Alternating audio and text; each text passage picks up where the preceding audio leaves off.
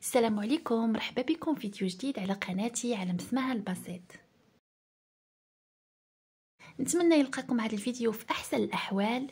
اليوم كما راكم تشوفوا في الصوره غادي نشارك معكم كاران الوجدي اللي كيجي اكثر من رائع. نشارك معكم الطريقه اللي تندير تيجي بها لذيذ بزاف. تصاوبوا هكا الكوته ديال العشيه، منو كوتي منو عشاء، صراحه تيجي زوين بزاف. بقاو معايا باش تشوفوا طريقتي.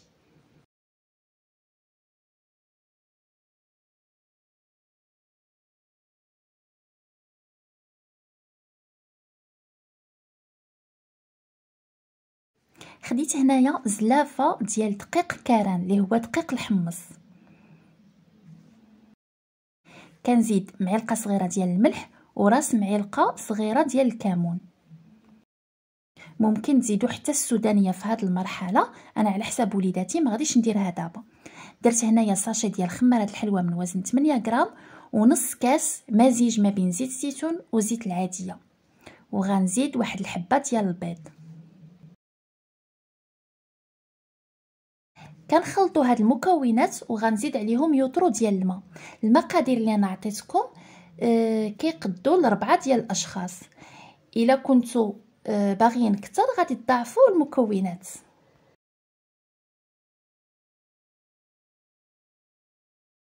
درت هنايا نص الكميه ديال الماء وخلطت، وغنزيد نصف الكميه الاخرى. الا كان عندكم الميكسور ديال اليد غادي تطحنوا هنايا مباشره، انا غنستعمل مولينكس. درت هنايا فيها نصف الكميه، كنطحن مزيان وكندير هكذا في واحد الكاسرونه، كنزيد نطحن الكميه اللي بقات لي حتى هي وغنزيدها حتى هي في ديك الكاسرونه.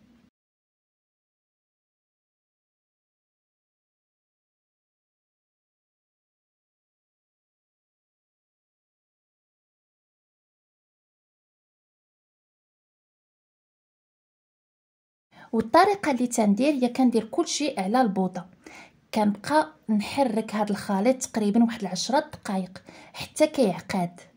ممكن انكم ديروه مباشره في الطاوه ديال الفران وتدخلوه يطيب، غير شنو كياخذ الوقت في الطياب.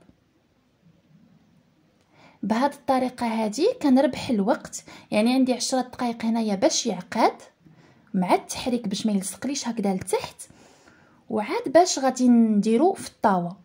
وضروري في هذه المرحله راني درت الفران كيسخن، درتو انايا على 250، شعله عليه انا من الفوق ومن التحت. عندي الفران ديال الضو، هو في الفران ديال الغاز راه حتى يتحمر دغيا. في الفران ديال الضو بهذه المرحله اللي درت كياخذ لي 30 دقيقه.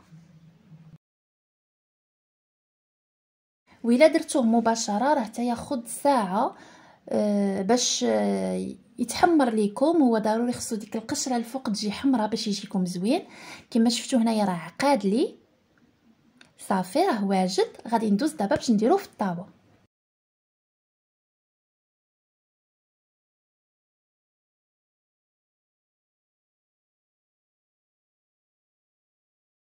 جربوه بهذه الطريقه وان شاء الله غادي تعجبكم، حيت الطريقه اللي هي سهله وعمليه ما كتاخذش معنا الوقت. انا ولات معتمده عندي. صافي غادي ندخلو دابا للفران.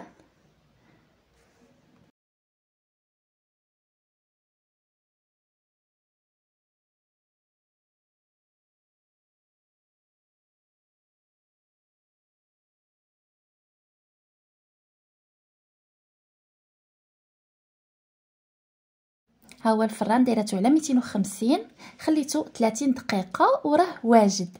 كما شفتوا جا محمر من الفوق. رافقته هنايا بالملحه والكمون والسودانيه. الا بغيتو ديروا السودانيه كما قلت لكم في الخليط راه ممكن ديروها، انا ما درتهاش، كنضيفها هكذا من الفوق اللي كيبغي الحار. شوفوا معايا كيف تيجي، الصراحه راه تيجي لذيذ بزاف. انا كلشي تيحماق عليه. وجدتو هكا مع واحد البراد ديال اتاي، يا سلام.